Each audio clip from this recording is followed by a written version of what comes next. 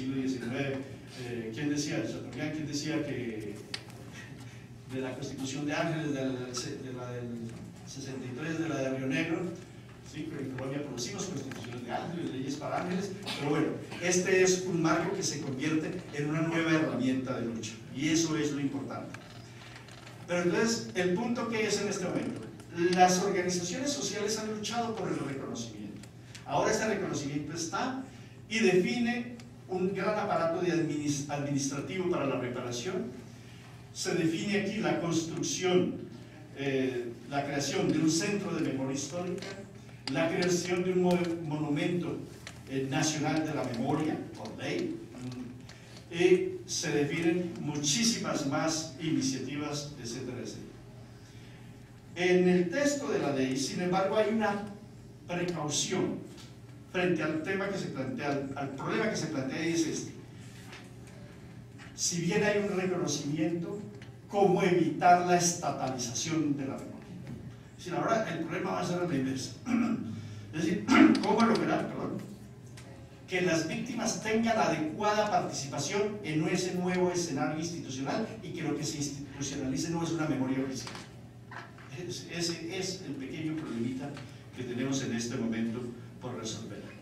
Obviamente, al lado de ese, hay otros que se están viviendo realmente en el terreno. Y uno de los principales es el tema de la propia seguridad de las víctimas.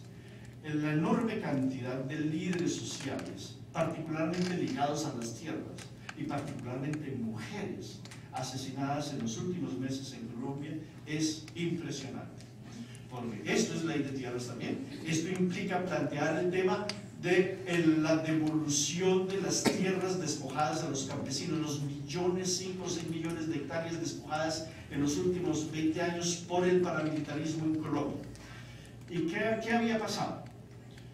Que el problema de la tierra era el problema esencial para los paramilitares. Cuando los paramilitares se sentaron a confesar todos los crímenes, ellos veían que el tema era fácil. Cualquier cantidad de crímenes tenía una máxima condena, verdad por justicia, de 8 años. Y muchos de ellos calculaban que mecanismos, esos que hacen trabajo, que siembran pasta y estudian y no sé qué, les rebajan la pena, entonces esos 8 años se podían convertir en 5 años. Pero les quedaba intacta la estructura agraria que habían montado, el poder social que habían acumulado en los últimos 20 o 30 años. Hoy ese poder comienza a sentirse tocado. Entonces, ahí está el nervio en este momento de los gobiernos santos. Si es capaz realmente de realizar esa reforma agraria, o si estas fuerzas, mano negra, él habla en este momento, el mismo presidente, si estas manos negras, miles de manos negras, le ganan la partida a este nuevo movimiento, digamos, de apertura que se presenta en el país.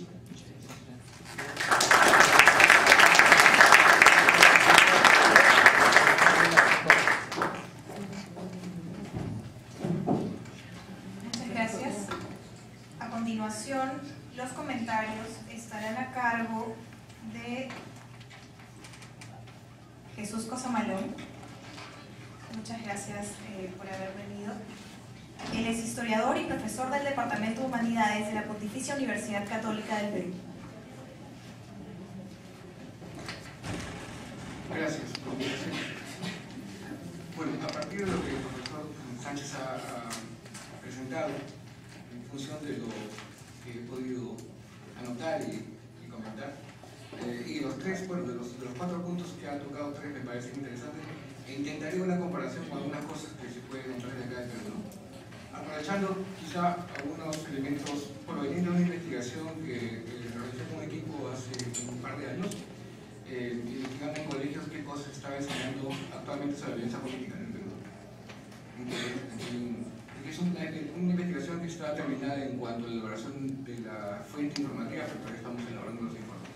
Entonces voy a comentar algunas cosas aprovechando los 3 aspectos, o 3 de los aspectos que me han interesado: víctimas, higiene de memoria y el tema de los asesinatos.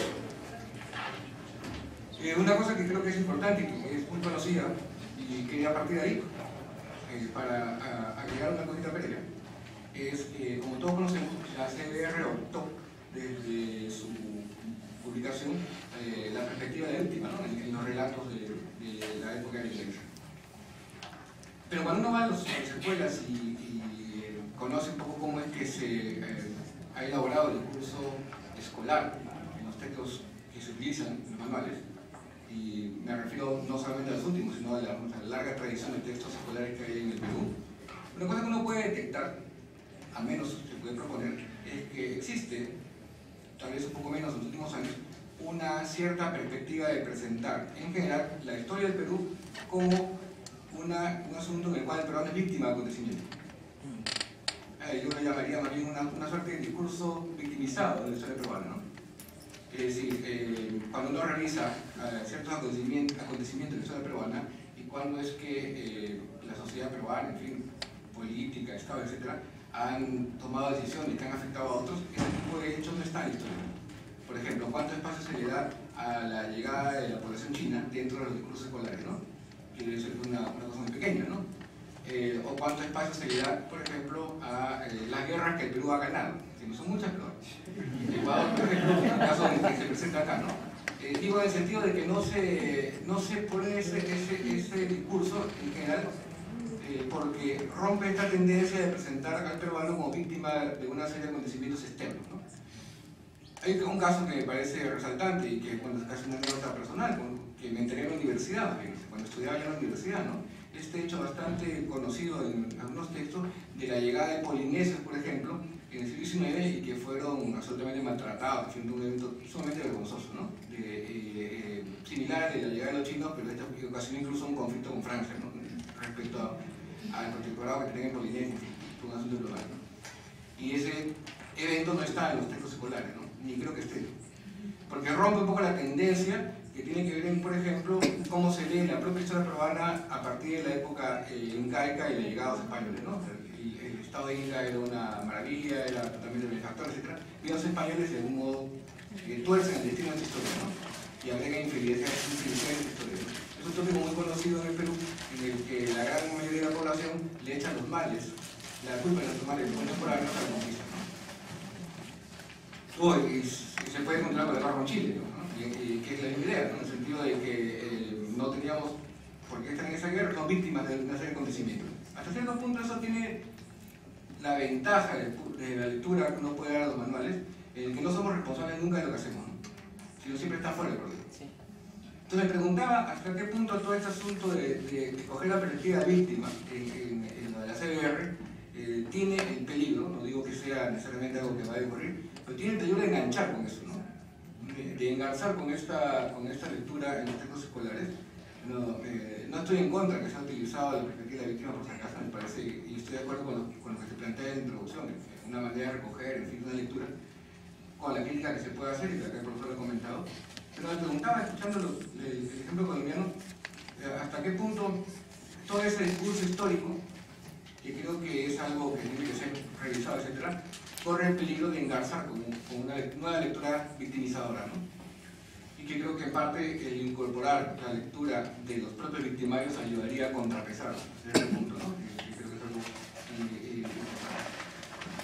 Y entonces, por eso, así como la situación de víctima debería ser algo transitorio, me preguntaría acá qué tan transitoria puede ser la condición de víctima en el Perú si es que tenemos estos dos discursos que podrían engarzar, ¿no? Y corre el peligro de convertirse en una situación ya no transitoria, sino enganchar ya con cosas que venimos atrás. En cuanto al tema de víctimas y memorias, que es el otro gran punto que mencionó el profesor, y evidentemente coincido perfectamente con todo este tema de la crítica que hay que tener sobre los testimonios, ¿no? Subjetivos, en fin, valiosos por esta misma razón, y las grandes posibilidades de estudio que trae un testimonio que, como creo que es conocido, da luces y matices que no dan ni los papeles ni los documentos a veces, ¿no? Es una mirada con otro color, ¿no? Y eso me parece totalmente válido, ¿no? Claro, que están afectados por cuestiones críticas del trauma, etc. En la investigación que realizamos, por ejemplo, una cosa interesante, le preguntábamos a los alumnos de colegio, que eran alumnos de colegios limeños, ¿no? Porque la investigación se hizo en Lima en ese caso, acerca de cómo denominaban a la época la violencia política, ¿no? Hay toda una propuesta en la CBR cómo denominarla, pero queremos saber realmente cómo se la llaman. No me acuerdo la cifra exacta, pero podría afirmar que alrededor del 75-80% de los alumnos hablaban de época del terrorismo, ¿no? en contra de frases más académicas, un poco más consistentes, tal vez como época de violencia política, etc. Han impuesto casi como consenso el término época de terrorismo. Y creo que es importante, porque en parte en Colombia pues, hay una cosa que se puede asimilar también y relacionar, que es con cómo se nombra el proceso. Es diferente de decir terrorismo, subversión, insurgencia, o claro, conflicto armado. Cada una de esas cosas tiene un matiz importante. En este caso, lo que creo que ocurre, por ejemplo, en el caso peruano, el terrorismo y el término viene muy empujado por los medios de comunicación, ¿no? En el sentido que la han llamado de ese modo, en parte. Creo que también tiene que ver con otra cosa que es un poco más compleja y que ha valido toda una discusión grande, es también la memoria que se construyó a partir de la época de Fujimori, ¿no? Y los hitos que se construyeron respecto a la lucha contra la subversión. Pero, por ejemplo, en ese caso una cosa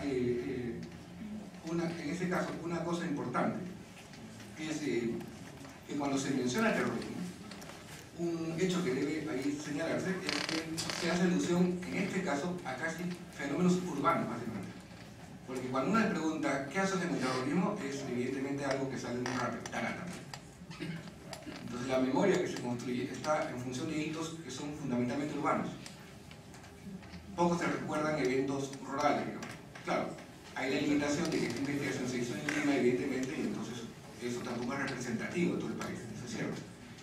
Pero, de algún modo, eso señalaba una pista, ¿no? De a dónde iba el problema, ¿no? Y con qué palabras se denominan todo esto.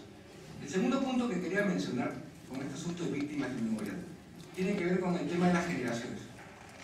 Cuando uno entrevista a personas, por ejemplo, en ese momento, en la escuela pública y en las privadas, hay muchos profesores que fueron contemporáneos o testigos de la violencia, ¿no? Por generación, por el activo, ¿no? Que fueron incluso estudiantes, hoy incluso ejercían la docencia en época de la violencia, ¿no? Entre 80 y 2000 hay varios profesores que están activos. Entonces tienen un tipo de memoria diferente al que se enfrentan los alumnos, por ejemplo, ¿no? Que son niños que han nacido post eventos violentos, o en todo caso post captura del maíz, para ponerlo en blanco y negro, ¿no? Donde la memoria de violencia cambió. Y una cosa que preocupa es hasta qué punto la distancia generacional también va provocando un olvido, pero no en el sentido que el profesor Sánchez dice en el olvido, digamos, que las víctimas quisieran olvidar, sino un olvido ya por vacío, digamos, por falta de información, ¿no? Porque incluso cuando se les pregunta dónde comenzó la violencia política, a alumnos que están en la escuela pública hoy no tienen muy claro. Todos tienen la sensación de que comenzó en su distrito o en su espacio más cercano, ¿no? O por último en Miraflores o en cualquier otro lugar. No tienen una idea tampoco del país, ¿no? Y entonces ahí se reúne con otras cosas, ¿no? Que tiene que ver con, por ejemplo, los hitos que se construyeron. Y creo que en los medios de comunicación y también en ese caso el propio gobierno de turno en ese momento construyó una memoria muy simbólica a partir de Tarata, ¿no? De eso hay películas, hay un montón de cosas visuales, ¿no? Y está ahí colgado el testimonio en internet, digamos.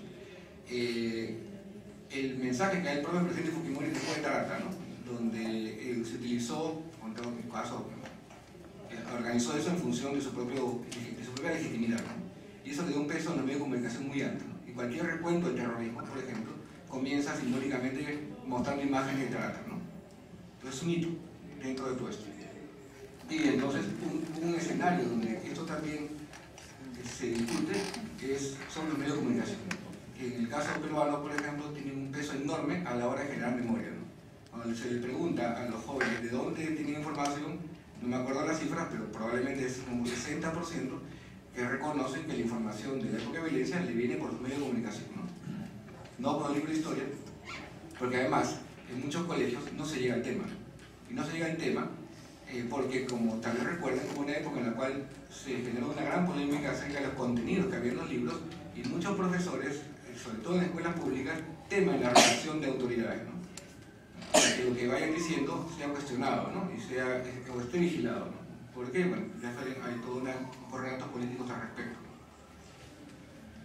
Entonces, hay también, en este caso en el Perú, memorias en conflicto en el sentido de urbano-rural, ¿no? Es decir, nuestra memoria de la violencia política, a veces en este momento, tiene un peso, creo yo, bastante urbano, ¿no? y lo rural se ha ido dejando relativamente de lado. Sí me parece interesante, por ejemplo, otro aspecto similar, ¿no?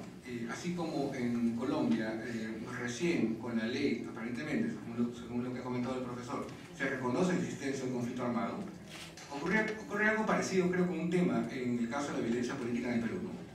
Bueno, aparte de que el término violencia política se crea, se propone a partir de la Comisión y recién está entrando al libro de historia como tema, ¿no? Da hasta cierto punto de la relativa cercanía temporal relativa, ¿no?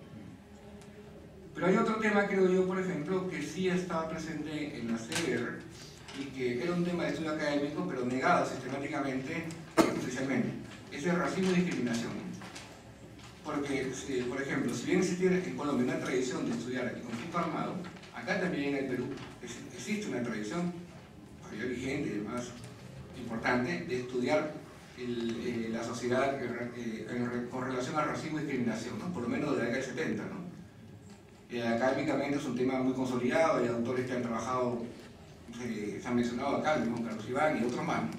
Sin embargo, el informe de la CBR, hasta donde yo tengo conocimiento, es la primera vez que un documento oficial del Estado peruano, o firmado por el Estado peruano, o mandado a hacer por el Estado peruano, reconocía el racismo y discriminación como problemas existentes en la sociedad peruana. Existía académicamente, pero no existía para el Estado, ¿no? para los escenarios oficiales, ¿no? Y además, como es conocido, este tipo de políticas, o este tipo de prácticas más bien, racismo y discriminación, son consideradas por la CBR responsables de buena parte de lo que está pasando. Y ahí uno puede regresar hacia atrás a los derechos, porque esta memoria urbano-rural refleja también esto, ¿no? Este asunto de discriminación que ocurrió en la práctica en cuanto a las víctimas se puede repetir en cuanto a la memoria, ¿no? Porque así como recordamos básicamente lo urbano y no lo rural, es una forma de ir repitiendo este problema que de algún modo ha estado presente en el propio escenario del conflicto. En fin, son simplemente notas acerca del comentario que tengo preparado para poder entender un poco comparativamente el fenómeno colombiano y peruano. Gracias.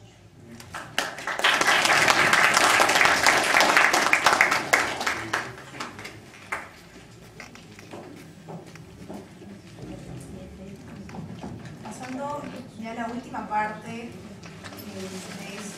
esta mesa, invitamos a Rolando Rojas a realizar su exposición. Él es historiador por la Universidad Nacional Mayor de San Marcos e investigador del Instituto de Estudios Peruanos. Adelante, por favor. Bueno, primero para agradecer por la invitación. Al principio dudé un poco de aceptarla porque es un tema que los historiadores solemos, como decía Eduardo hace unos momentos, solemos evadir un poco, pero dada la importancia y el tema, creo que había que empezar a encararlo. Bueno, yo tengo una aproximación un poco indirecta del tema, pero aquí lo que quisiera plantear básicamente son tres cosas. Creo que la historia y la memoria de la violencia de los 80, creo que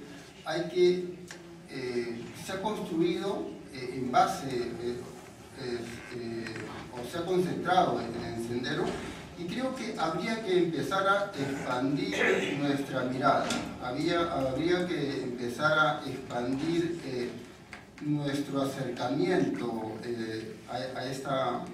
a la violencia de los 80, y a mí me parece que por lo menos habría que empezar a expandirla desde tres perspectivas o desde tres ángulos. Una primera perspectiva es tratar de verlo en un horizonte temporal, tratar de verlo como parte de